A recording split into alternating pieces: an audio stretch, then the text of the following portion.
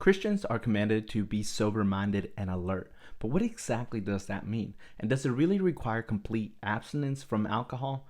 That question usually comes from people who read First Peter chapter 5 verse 8 where Peter warns believers to be sober in light of spiritual danger. So let's slow down and ask what Peter actually means instead of importing assumptions into the text. First Peter chapter 5 verses 8 through 9 says, "Be of sober spirit, be on the alert. Your adversary, the devil, prowls around like a roaring lion, seeking someone to devour. But resist him firm in your faith, knowing that the same experiences of suffering are being accomplished by your brethren who are in the world."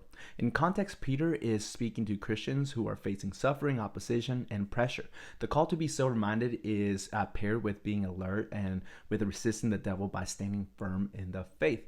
That tells us that sobriety here is about mental clarity, self-control, and spiritual vigilance, not merely the absence of a particular substance. Now, the word sober in the New Testament can include literal sobriety, but it often functions metaphorically, referring to clear thinking and self-controlled judgment. Peter's concern here is that believers shouldn't be careless, distracted, or spiritual dull while facing a real spiritual enemy.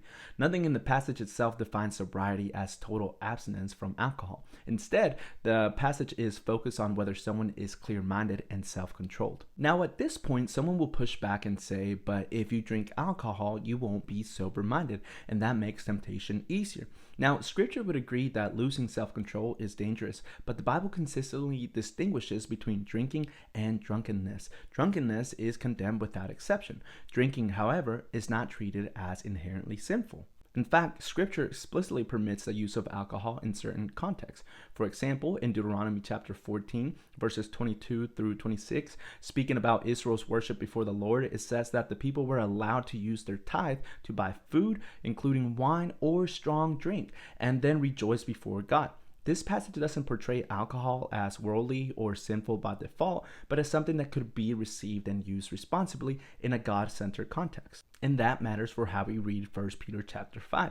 If any amount of alcohol automatically made someone not sober-minded, then scripture would be contradicting itself. The Bible would be permitting what it elsewhere forbids. Instead, the consistent message is that self-control is the issue, not the mere presence of alcohol. So Peter's command then is not avoid anything that could possibly affect you, but be clear-minded, vigilant, and self-control, because spiritual danger is a real thing. And if alcohol causes a person to lose self-control or fall into sin, then wisdom demands they abstain. But the conclusion comes from personal application, not from redefining Peter's command into a universal rule he never states.